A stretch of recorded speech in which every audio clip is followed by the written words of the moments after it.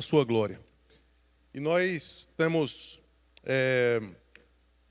nesses últimos tempos, tratado de um assunto esquecido nos púlpitos, que são os 10 mandamentos da lei de Deus. A gente hoje chega no 9º mandamento, e eu queria que, se você pudesse inicialmente abrir a Bíblia, no livro de Êxodo, no capítulo 20, nós vamos para 3 textos diferentes, como a gente tem feito durante essa série.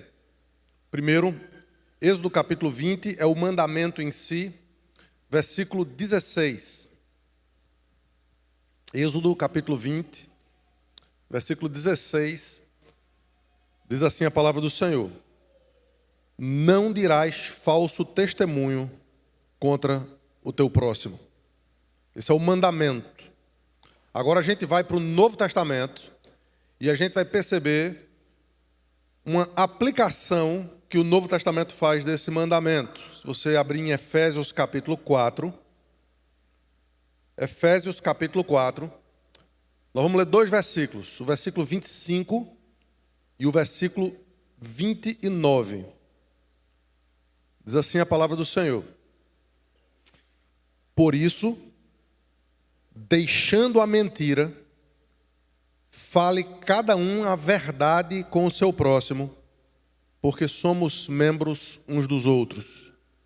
E versículo 29, não saia da vossa boca nenhuma palavra torpe, e sim unicamente a que for boa para a edificação, conforme a necessidade, e assim transmita graça aos que o ouvem. Então nós temos o mandamento, nós temos a aplicação que é trazida ao mandamento, e agora o texto que a gente vai expor nessa manhã, se você puder abrir em Tiago capítulo 3, versículos de 1 a 12, e eu peço que você deixe a Bíblia aberta nesse texto, tá?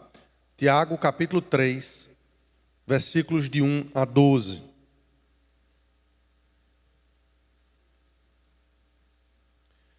Diz assim a palavra do Senhor: meus irmãos, não vos torneis muitos de vós mestres, sabendo que havemos de receber maior juízo. Porque todos tropeçamos em muitas coisas. Se alguém não tropeça no falar, é perfeito varão, capaz de refrear também todo o corpo. Ora, se pomos freio na boca dos cavalos para que nos obedeçam, também lhes dirigimos o corpo inteiro. Observai igualmente os navios, que sendo tão grandes e batidos de rijos ventos, por um pequeníssimo leme são dirigidos para onde queira o impulso do timoneiro. Assim também a língua, pequeno órgão, se gaba de grandes coisas. Vede como uma fagulha punha em brasa tão grande selva. Ora, a língua é fogo, é mundo de iniquidade. A língua está situada entre os membros do nosso corpo e contamina o corpo inteiro. E não só põe em chamas toda a carreira da existência humana, como também é posta ela mesma em chamas pelo inferno. Pois toda a espécie de feras, de aves, de répteis e de seres marinhos se doma e tem sido domada pelo gênero humano. A língua, porém, nenhum dos homens é capaz de domar. É mal incontido, carregado de veneno mortífero. Com ela bendizemos ao Senhor e Pai. Também com ela amaldiçoamos os homens feitos à semelhança de Deus. De uma só boca procede bênção e maldição. Meus irmãos, não é conveniente que essas coisas sejam assim. Acaso pode a fonte jorrar do mesmo lugar o que é doce e o que é amargoso? Acaso, meus irmãos, pode a figueira produzir azeitonas ou a videira figos? Tampouco a fonte de água salgada pode dar água doce. Até aqui a leitura da palavra do Senhor. Queria chamar as crianças aqui à frente para que a gente possa iniciar a mensagem aplicando a palavra aos seus corações.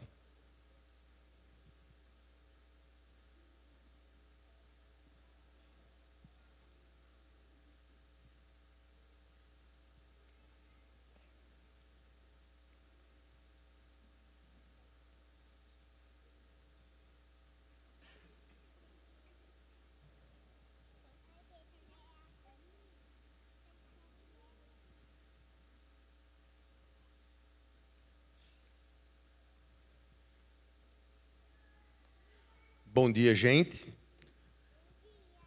Bom dia. Queria que vocês repetissem comigo o mandamento de hoje. Tá certo? Eu vou falar e aí vocês repetem depois, tá bom? Não dirás falso testemunho contra o teu próximo. Falso testemunho é uma palavra que às vezes a gente não entende o que é, mas eu vou dizer para vocês. Significa mentira. A Bíblia é mentira, né? Então a Bíblia diz duas coisas para a gente em relação a esse mandamento. E é isso que eu vou tentar ensinar para que todos nós, crianças, adultos e velhos, possamos entender. A primeira é que nós somos pessoas da verdade. A verdade é a coisa mais importante para a gente. Por quê? Porque a gente se deixa guiar por um livro e por uma pessoa, que é Jesus, que chama a si mesmo de verdade. Jesus diz, eu sou o caminho, a verdade e a vida. Então, mentira é algo que a gente deve tirar de perto da gente. Então, se vocês têm alguma coisa para falar para os pais, é uma coisa muito feia. Deixa eu falar, tá?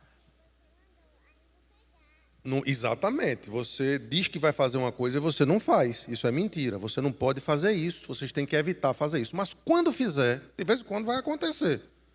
Vocês se arrependem e vão dizer para o papai e para a mamãe, dizer, ó, a gente fez o que a gente falou o que não era verdade.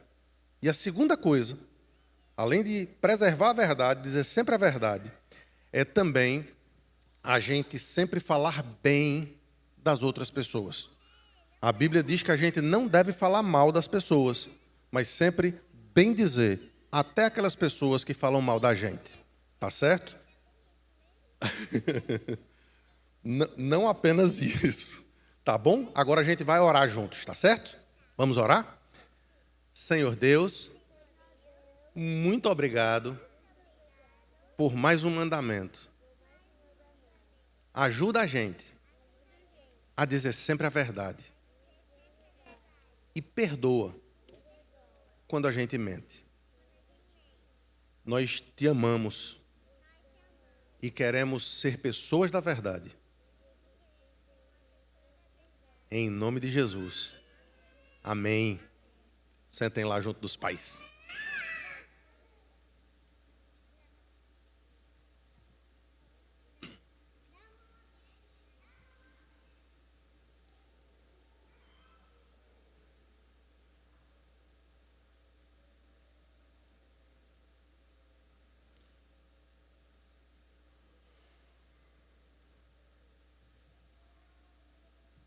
Hoje o povo estava falante. A gente louva a Deus, porque a Bíblia diz que da boca dos pequeninos e das crianças de peito, ele suscita perfeito louvor. É isso que diz o Salmo de número 8. Queridos, esse texto que a gente acabou de ler, ou esses textos que a gente acabou de ler, juntamente com os outros mandamentos que já foram trazidos até agora, trazem o aspecto negativo, não matarás, não furtarás, não adulterarás, não dirás falso testemunho. Mas a gente tem aprendido que cada um deles, eles preservam um aspecto positivo, uma virtude, que o povo de Deus deve ser conhecido por essa virtude. Por exemplo, não matarás é um mandamento que produz a vida, que nos instrui a sempre preservar a vida, a reputação, sempre preservar o bom nome e o físico das outras pessoas. Não adulterarás, a mesma coisa. É muito mais do que simplesmente não irmos para a cama com uma mulher que não é a nossa, mas é nós preservarmos a castidade, o amor, a boa vestimenta, para evitar que outras pessoas possam pecar também em relação àquele pecado. E assim sucessivamente. A mesma coisa em relação a esse mandamento.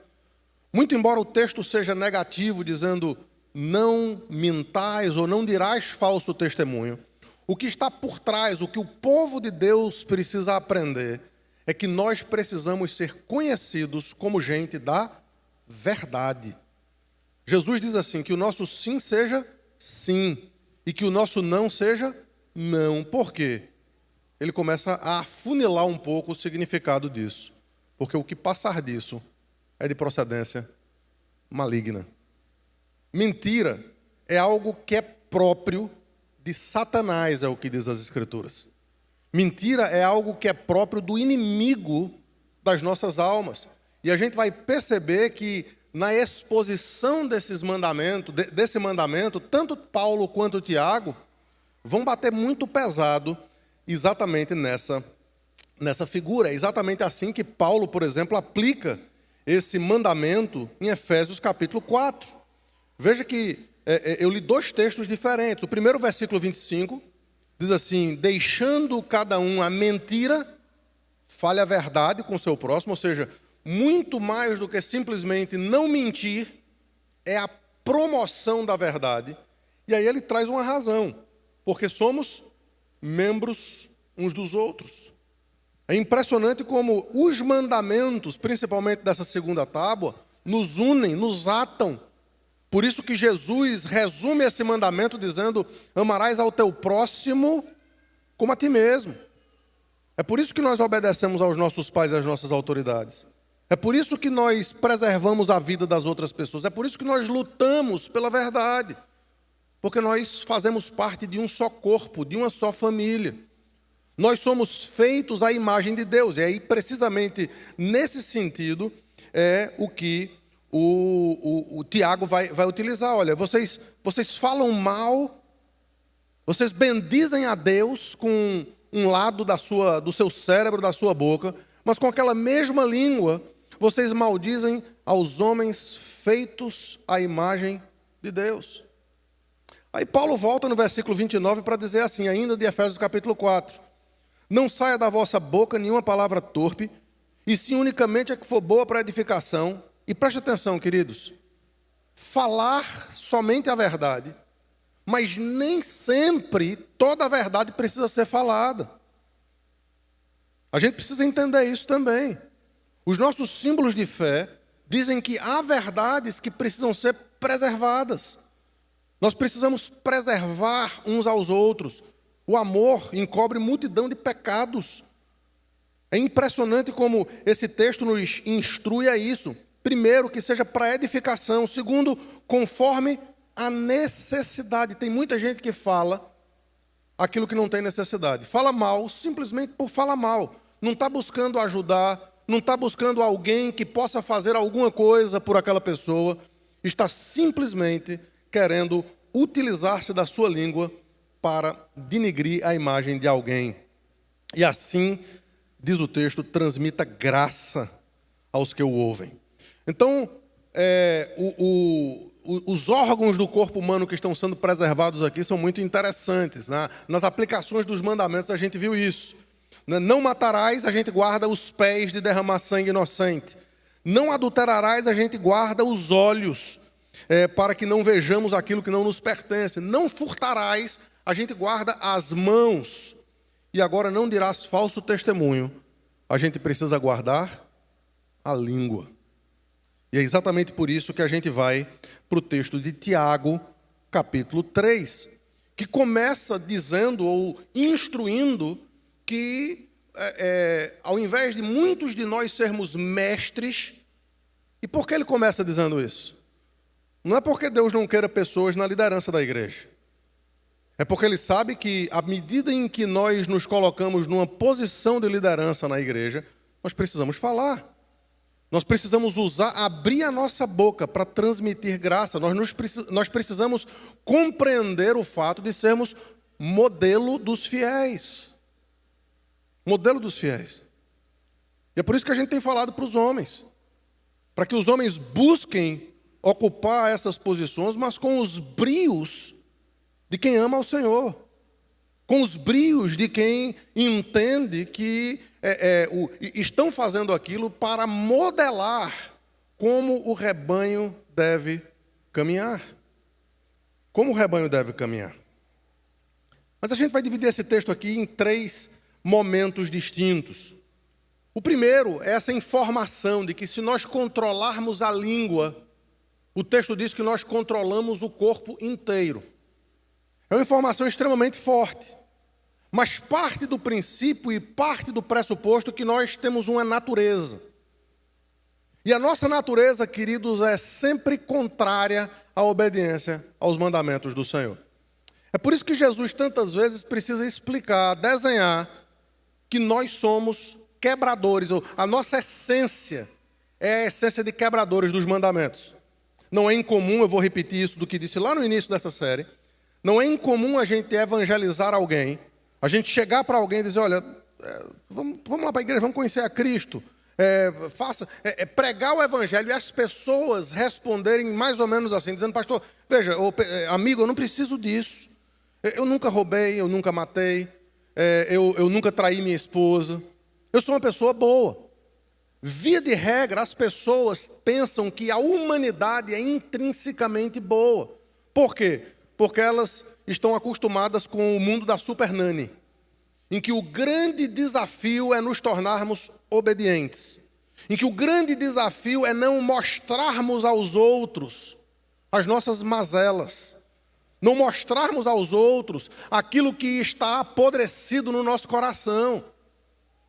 Então, as pessoas, via de regra, vivem numa capa, mascaradas por, talvez, um comportamento que seja razoavelmente aceito pela sociedade, muito embora lá dentro no seu coração, as pessoas continuam vendo o que não deveriam ver, pensando o que não deveriam pensar, falando o que não deveriam falar, buscando aquilo que não deveria ser buscado.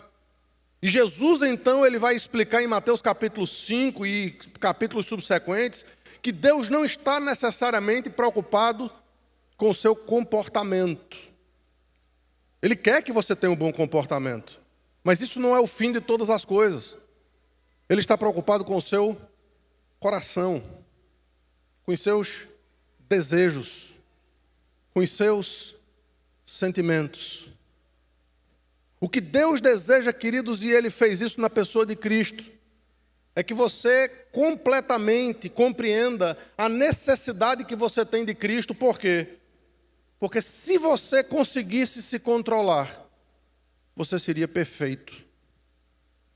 E a língua aqui vai ser trazida como um exemplo disso.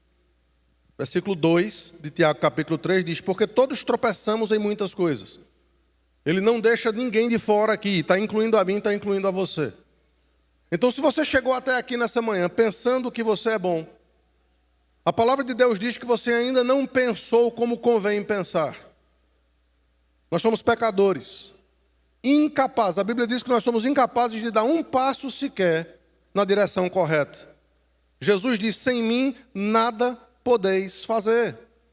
Não há um justo, não há um sequer, todos se extraviaram e a uma se tornaram inúteis. Todos tropeçamos em muitas coisas. Esse é o significado dessa palavra. E aí ele dá o exemplo ainda no versículo 2.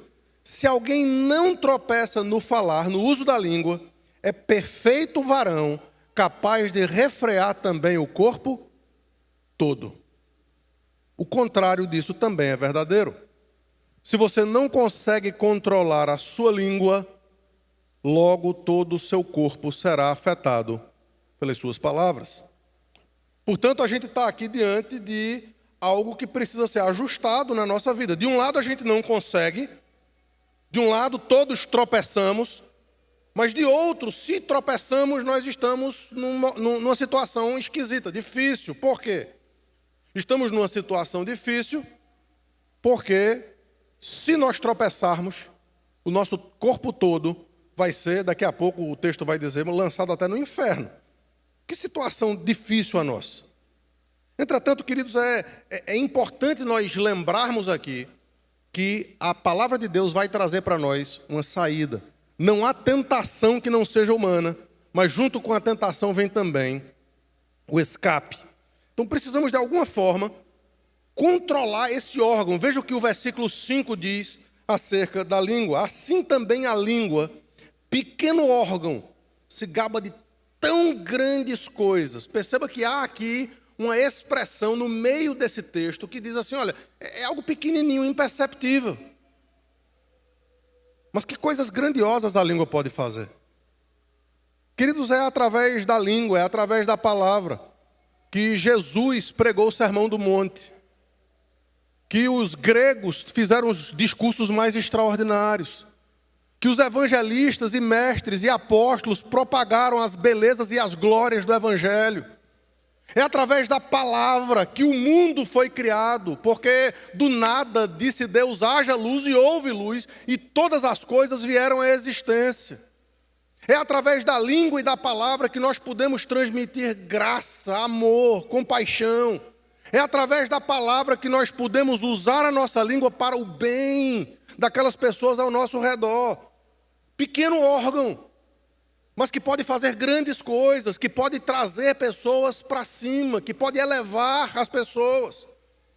Entretanto, da mesma forma, esse pequeno órgão pode destruir reputações, pode destruir amizades, pode acabar com igrejas, pode acabar com famílias.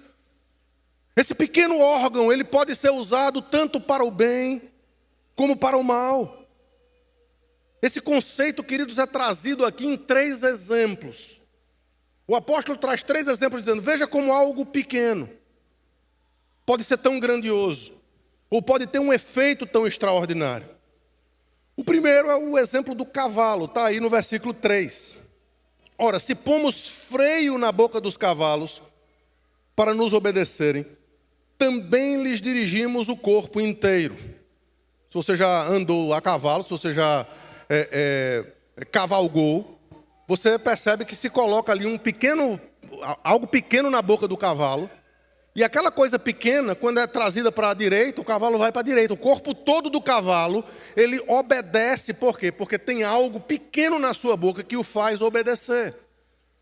Todo o corpo de um animal gigantesco é controlado por algo pequenininho que é colocado ali. O segundo exemplo é o exemplo do navio, está aí no versículo 4. Observar igualmente os navios, que sendo tão grandes e batidos de rijos ventos, por um pequeníssimo leme, são dirigidos para onde queira o impulso do timoneiro. Tem um cabinho lá em cima, com uma direçãozinha. E lá embaixo do navio, quando o cara bota a roda para um lado, aquele negócio faz assim, e aquele gigante, aquele navio, aquele transatlântico, ele vai na direção que o timoneiro deseja. Algo pequeno, que contra vendavais terríveis, contra situações de dificuldade, o navio continua o seu curso. Por quê? Porque aquele pequeníssimo leme está sendo utilizado para colocar o navio na trilha. Tanto o cavalo quanto o navio estão sendo comparados aqui com a nossa pequena língua. Órgão tão pequeno, mas que se você não souber domar o cavalo, ou se você não souber dirigir o navio, você vai ter consequências terríveis. Você vai ter consequências que vão trazer danos não somente para você, mas para outras pessoas também. Mas perceba que tanto o cavalo bem dirigido quanto o navio bem dirigido vão chegar no seu devido lugar. Portanto, a língua bem dirigida é bênção. Entretanto, mal dirigida, versículo 5. Veja o que acontece. Assim também a língua, pequeno órgão, se gaba de grandes coisas. Vede como uma fagulha põe em brasas grande selva. Incêndios mortíferos que dizimam populações, cidades, florestas, começam com um pedacinho de fogo, com uma fagulha, com algo pequeno. E é precisamente assim que muita gente tem usado a sua língua. E nós precisamos entender, queridos, que esse mandamento precisa ser compreendido à luz do contexto que a gente vive. Como imigrantes, muitas vezes, nós somos tentados a mentir, a usar a nossa língua, a usar os nossos dedos, a usar as nossas assinaturas para coisas que não são verdadeiras. E o desejo do nosso coração e da pregação da palavra é fazer com que no nosso contexto nós tenhamos uma cultura reformada, uma cultura bíblica, uma cultura que pense diferente daquilo que é tão claramente estabelecido na cultura atual. Ou nós pensamos assim, fazemos assim, ou nós estamos perdendo o nosso tempo como igreja, como gente. Nós não estamos aqui, queridos, nesse lugar simplesmente porque a gente deseja algo melhor para a vida. Se for isso, mais uma vez, a gente vai continuar dando murros em ponta de faca. Nós estamos aqui com um desejo único de fazer com que a nossa vida seja guiada pelo timoneiro que é Cristo. Seja guiada por aquele que pode nos fazer levar para os lugares de descanso e para as águas tranquilas. Entretanto, Ele sabe onde está a tempestade. Ele sabe onde estão as dificuldades. E é por isso que a gente vai trazer aqui o segundo ponto desse texto. Isso não convém aos filhos de Deus. A língua é fogo. Versículos de 6 a 8. Se você ainda não viu, né, as mulheres aqui, muitas já leram. Tem um livro de Simone Quaresma com esse título, A Língua é Fogo, e ela está expondo precisamente o 9º mandamento. Recomendo que vocês leiam esse livro. Queridos, é impressionante a descrição da língua aqui, é extremamente assustadora. Veja aí, primeiro no versículo 6. Ora, a língua é fogo, é mundo de iniquidade. A língua está situada entre os membros do corpo e contamina o corpo inteiro. E não só põe em chamas toda a carreira da existência humana, como também ela mesma é posta em chamas pelo inferno. Vamos trabalhar aqui inicialmente essa primeira parte. A língua é fogo, mundo de iniquidade, está situada entre os membros do nosso corpo e contamina o corpo inteiro. A língua pequenininha demais, mas é assustadora. Você pode, como eu disse e repito, destruir reputações, famílias, amizades, igrejas, casamentos, através do mau uso de algo que Deus coloca para ser bênção. E mais uma vez, Tiago aqui está cheio de exemplos. O desejo dele é que a gente consiga entender. Eu não sei, talvez muitos aqui estão de passeio, alguns têm o passe aí do SeaWorld, e vocês talvez já foram lá e se impressionam com aqueles shows. Eu me impressiono. Eu me impressiono de ver, às vezes, um homem ou uma mulher magrinha, com um apitinho e com alguma coisa assim na mão, controlar uma baleia gigantesca. Faz um gesto. E a partir daquele gesto, o golfinho pula. Faz algum assobio, alguma coisa, e os pássaros gigantescos vêm e pousam na sua mão, pousam e pegam dinheiro do bolso dos outros. É algo extraordinário. Existe um controle que o ser humano tem sobre as bestas, sobre os animais. E veja se não é isso que esse texto está falando aí no versículo 7. Toda espécie de feras, de aves, de répteis e de seres marinhos se doma. E tem sido domada pelo gênero humano. Portanto, aquilo que a gente vê é criacional. Desde que Deus criou todas as coisas, Deus colocou o homem no jardim, Deus disse o seguinte ao homem: dominai sobre a criação, dominai sobre as aves dos céus, dominai sobre os peixes do mar, dominem sobre toda a criação. Queridos, tudo o que Deus coloca na nossa vida é para que nós exerçamos esse domínio, é para que nós exerçamos esse controle. E qualquer coisa que passa a nos dominar, qualquer coisa que passa a ter controle sobre nós, passa a ser pecado e ídolo na nossa vida. Se você tem dinheiro e você domina e você controla o seu dinheiro, esse dinheiro que você tem é bênção. Mas se o dinheiro domina e controla você, esse dinheiro que você tem é maldição, é ídolo. Se você tem um aparelho de telefone celular e você domina e você controla e você usa para a glória de Deus, isso é bênção. Mas se aquilo lhe domina, se aquilo lhe controla, se aquilo tira de você a santidade, a amizade com outras pessoas, aquilo passa a ser maldição, ídolo. Todas as coisas, assim como os répteis e como os animais, precisam ser controlados pelo homem. Entretanto, aqui vem a má notícia. A má notícia é que, versículo 8, a língua, porém, vocês domam os animais, vocês domam as baleias, os répteis e as aves dos céus.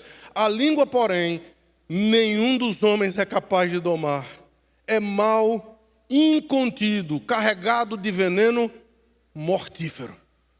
Aqui Tiago, querido, está descrevendo a natureza humana. E está descrevendo o que talvez você possa reconhecer como sendo a sua própria natureza também. Como você tem usado a sua língua?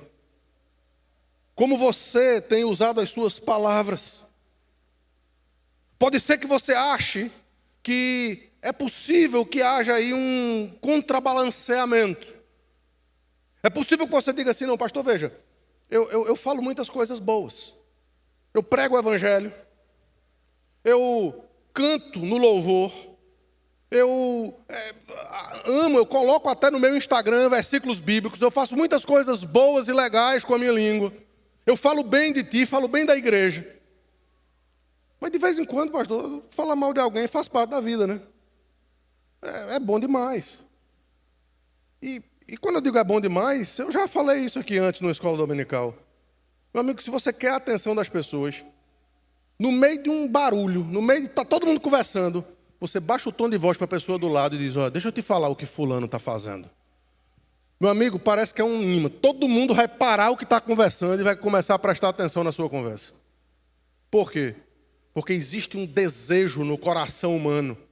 Parece que é um frenesi, um êxtase, é alguma coisa que deseja ouvir falar mal de alguém, que deseja falar mal das outras pessoas. Queridos, isso é mortal, isso é diabólico, isso é terrível, isso é destrutivo. E se isso é tão natural, a Bíblia está dizendo que é natural, precisa ser extirpado do nosso meio, precisa ser arrancado dos nossos relacionamentos. E são esses os adjetivos que são trazidos aqui acerca da língua: fogo, indomável, mal incontido, carregado de veneno. É isso que o Velho Testamento diz e que o apóstolo Paulo diz quando ele está falando da nossa depravação total lá em Romanos capítulo 3. Nós temos uma víbora nas nossas bocas, nós temos veneno, e é impressionante como a víbora, como a cobra, tem o veneno precisamente na língua. Tem um veneno precisamente na língua.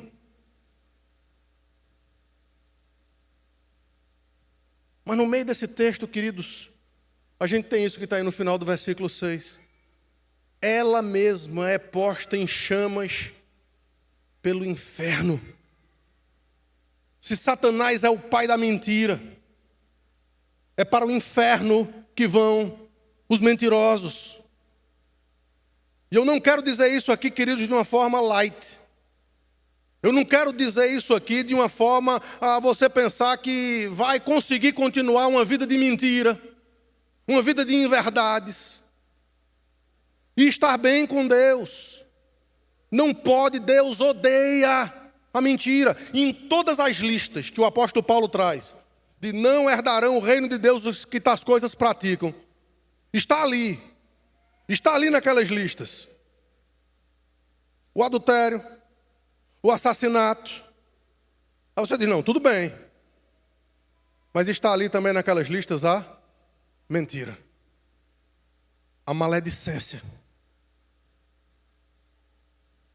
Portanto, queridos, precisamos entender a necessidade que temos de mudar o nosso procedimento e de colocar freios, não na boca de cavalos, mas na nossa própria boca, para que o Senhor possa começar a mudar o nosso procedimento. Se você for para lá, para o finalzinho da Bíblia, Apocalipse capítulo 21, onde você tem a linda descrição da noiva de Cristo, o novo céu e a nova terra.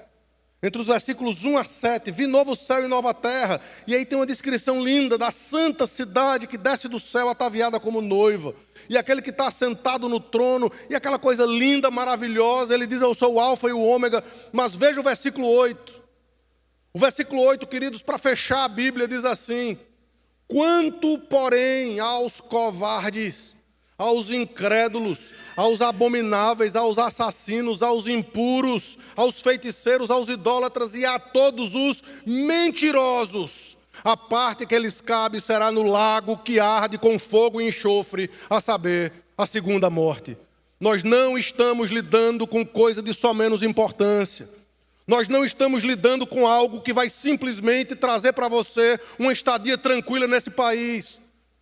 Nós estamos falando, querido, da sua alma, da sua vida eterna.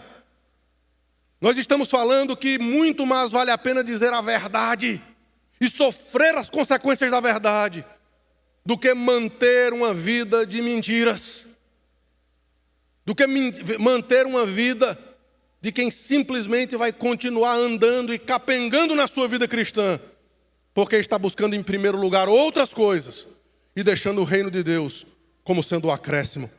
Mas a palavra diz: busque em primeiro lugar o reino de Deus e a sua justiça, e todas as demais coisas vos serão acrescentadas. Acredite no poder de Deus e acredite na obediência à lei de Deus acima de todas as outras coisas na vida. E aí a gente vem para o terceiro e último ponto. A língua desmascara a nossa hipocrisia. E é possível que muitos de nós precisamos pedir perdão pelos nossos pecados. Muitos de nós precisamos encarar o fato de que o nosso sim não tem sido sim e de que o nosso não tem sido não. Aqui a gente tem uma estrutura entre os versículos 9 e 12, uma estrutura hebraísta, né, que Tiago está usando aqui, que é uma espécie de, é chamada de quiasmo. No meio tem a aplicação principal. Mas ao redor dessa aplicação principal, a gente tem aqui ainda esse estilo extraordinário de trazer ilustrações que Tiago faz. Veja o versículo 9 e o início do versículo 10. Com ela, com a língua, nós bendizemos ao Senhor e Pai, e também com ela amaldiçoamos os homens, feitos à semelhança de Deus. O que é que Tiago está dizendo aqui? Ele está dizendo: isso é hipocrisia. Por quê?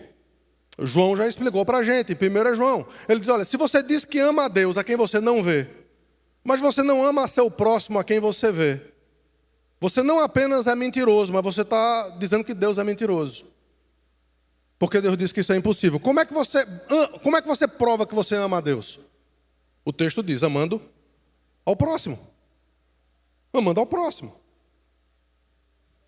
Essa estrutura que Tiago traz aqui para a gente é impressionante. Ele passa na nossa cara a nossa hipocrisia. De um lado a gente bendiz a Deus, de um lado a gente glorifica o nome do Senhor, de um lado a gente, visto de fora, somos as pessoas mais crentes do mundo, mas do outro a gente conhece o nosso caráter, e a gente conhece o poder destrutivo que está aqui nesse pequeno órgão do nosso corpo. E aquele que foi feito à imagem de Deus é destruído por nós. Queridos, quantas reputações já foram destruídas por causa da maledicência? Por causa da maledicência. Início do versículo 10, ele continua: de uma só boca procede bênção e maldição. Que maluquice é essa? Que esquizofrenia gospel é essa? É a síndrome do Gollum, do Sméagol.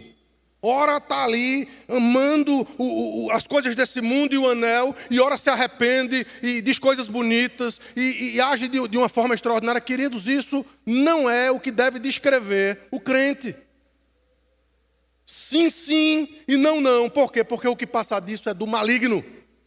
E caso nós pequemos contra isso, só tem um caminho: arrependimento. Arrependimento. Aquele que encobre as suas transgressões vai de mal a pior.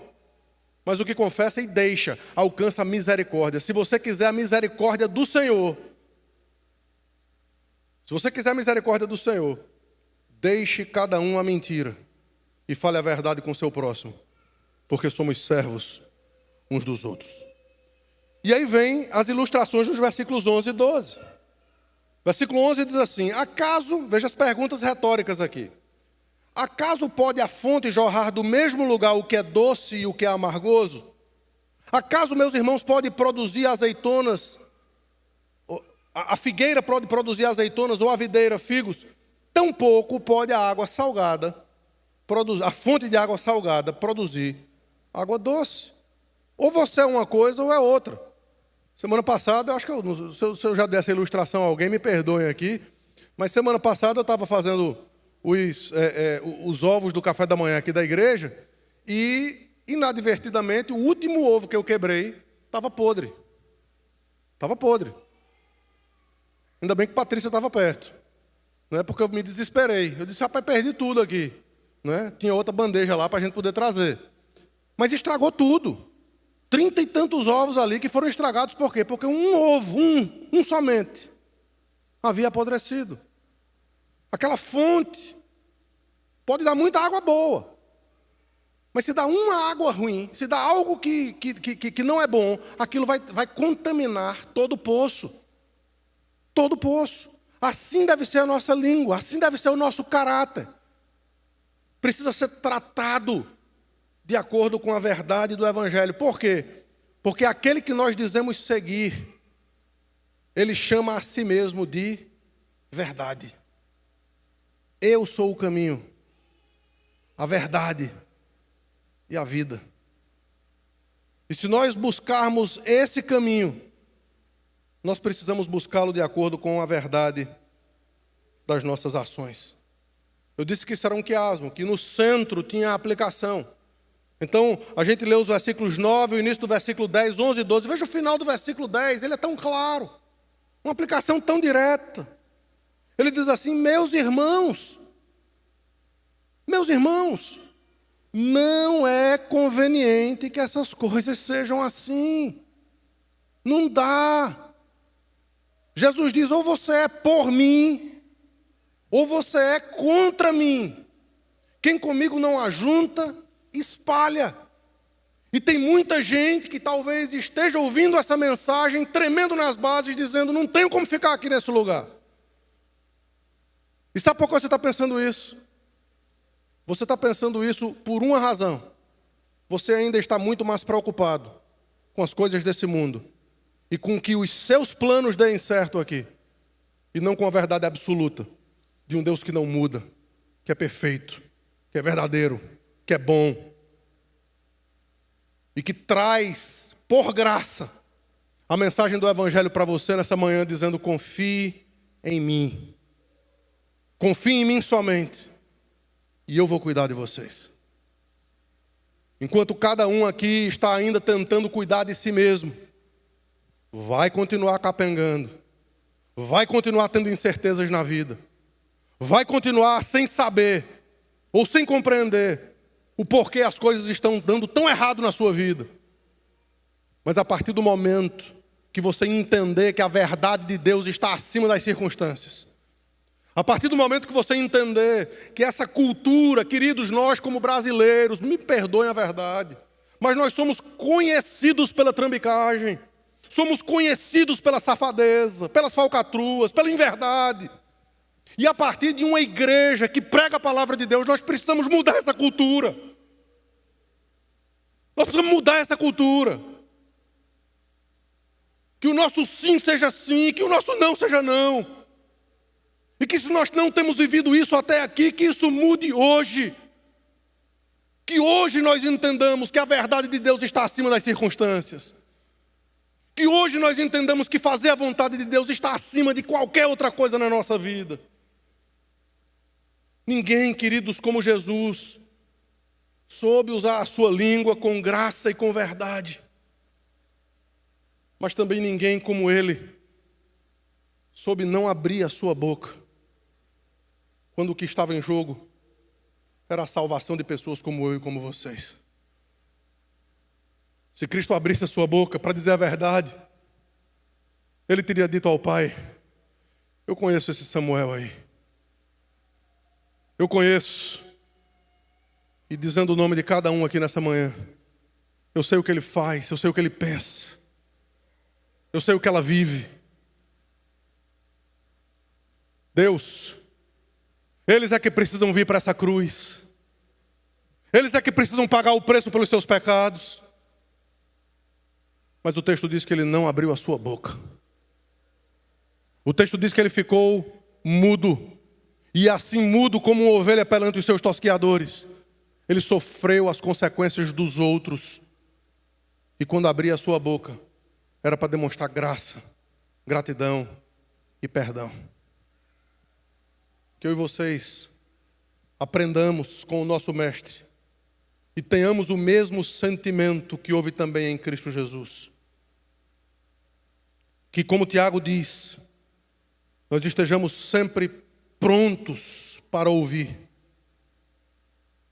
E à medida em que estivermos prontos para ouvir, sejamos operosos praticantes da palavra e não simplesmente ouvintes.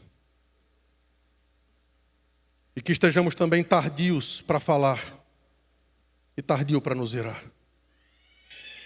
O desejo, queridos, ao estudar esse texto, confesso que os meus pés tremeram, as minhas pernas tremeram.